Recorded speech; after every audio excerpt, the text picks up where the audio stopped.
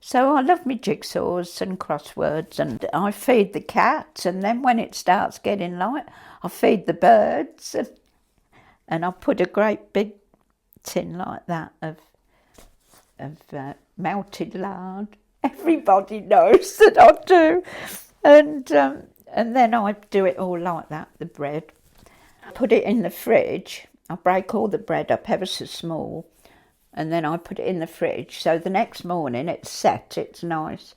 Then I'll go and throw it up on the garages. Oh, okay. And then I throw some on the grass for the little birds. And oh, there's hundreds of seagulls come, yeah.